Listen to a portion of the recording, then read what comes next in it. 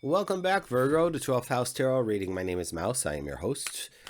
For those who've been here before, thank you for your patience and understanding as I took some time off. I am back now.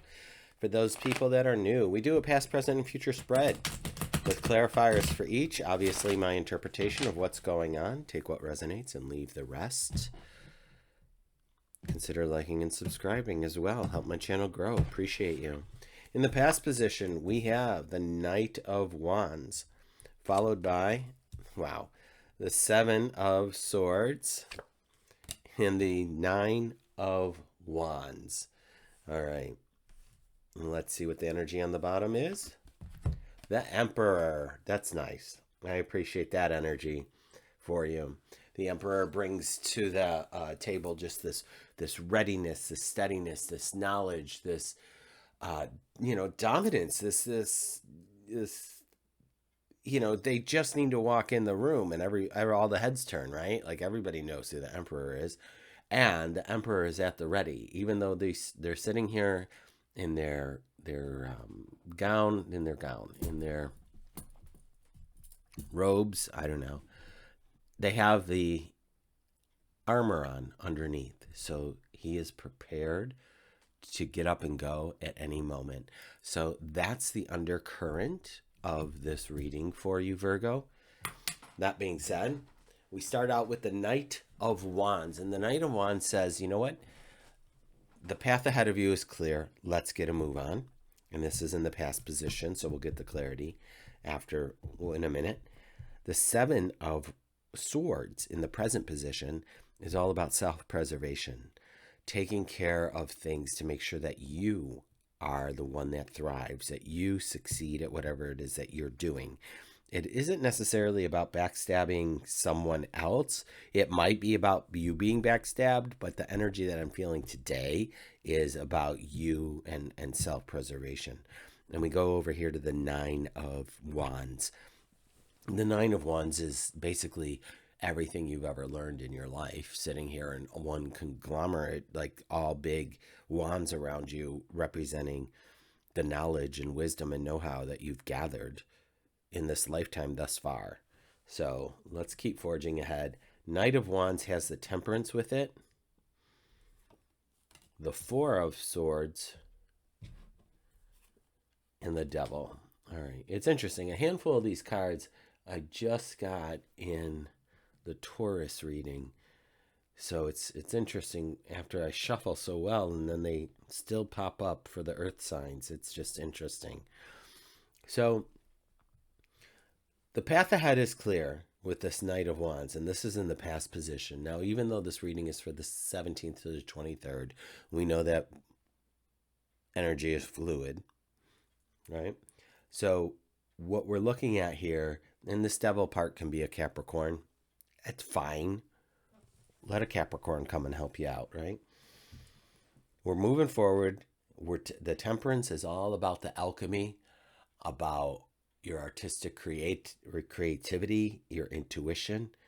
And I feel like this was like a lot of work and then a lot of rest, like work and rest, and finding that yin and yang, that balance in your life, and taking a time out when need to with this Four of Swords.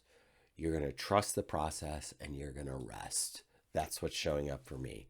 Now with the Devil, this can be deceit and confusion. And it's interesting because I just said that the Seven of Swords can be deceit. So there might be someone or an institution coming in to pull the rug out from under you, Virgo. And I don't want to, yell fire in the theater here. But what I want to say is just to reiterate, taking care of you, TCB, take care of whatever it is that you need to take care of so that you have self-preservation here. Because look at this, 6 of Wands is a victory coming out of that. You've got the Wheel of Fortune coming out this week as well. And then the Four of Cups. So what this tells me is that whatever has been going on earlier this month for you, or maybe even back in October or September, it's coming to a head. We're clearing the energy. You're putting a ribbon on it. That part's over. I am moving forward with this, X, Y, and Z, whatever that is for you. The victory and the Wheel of Fortune together tell me that something auspicious is happening for you, that there is a celebration. There is like clouds parting, sun shining moment here. And I don't want you to forget all about the gratitude. Even if the things that you had to go through were for crap, there are things to be grateful for. And I think that this Four of Cups is a reminder of that. Even if, right, everything's crumbling around you, but maybe you still have shelter, even if it's a car, you still have shelter. You have the device on which you're watching this on. You hopefully have food, right? There's a beautiful sunset or sunrise. If you haven't seen the Aurora Borealis the last week, that's been showing up in different parts of the Northern Hemisphere. I mean, there's things still to be grateful for. And I think that the Four of Cups always encourages us and reminds us, be grateful. List the things that you are grateful for. And you know, there's a practice of being mindful for everything that we do.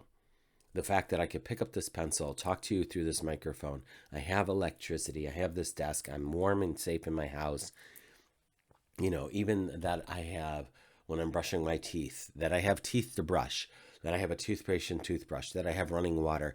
Like there's that I could stand there on two legs and do it, right? Like every moment can be a moment of gratitude. So I think what I'm asking you, Virgo, is to just parlay that, amp it up, and see what else is possible. What else is possible? In the future, we have the Nine of Wands. Additionally, we have the Strength card, the Four of Wands, and the World. Come on. Virgo, this is great.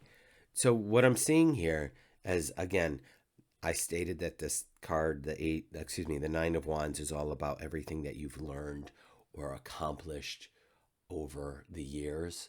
It is your strength. It is your groundedness. It is kind of the things that you fall back on when things go awry. Like, what am I good at? What do I do? Hence, the Strength card. The Strength represents you. What strengths do you have? Parlay those, my friend.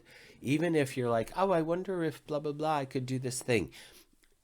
I would say, A, you probably can. B, just for being a Virgo. But B, that if we could 10x your strengths, what would that look like? And we're going into the Four of Wands next in the future. This does represent a marriage. It doesn't have to be a physical, like I'm, Ivy wed kind of thing, but it could be a partnership of sorts that feels like a marriage, like it's a partnership that's destined. And then we have the World, which does mean an ending, but for me, it also means unlimitedness. Like anything is possible. The world is your oyster. Like, go for it, Virgo. Whatever it is, I feel that there is this opportunity, and with gratitude, to just move forward with abandon and with gusto. And you would be surprised at what comes forward for you. So if you celebrate this Thanksgiving holiday here coming up in the U.S., and you, like, if you have a couple of days off, maybe just take that time to dive into what is this deep core? What am I really good at? And am I doing it? Do I want to do it? What does it look like if I did take my strength and 10x it? So that's it, my friends. Thanks for being here. I appreciate each and every one of you. I will be back next week. So until then, like, subscribe, and share, and take good care.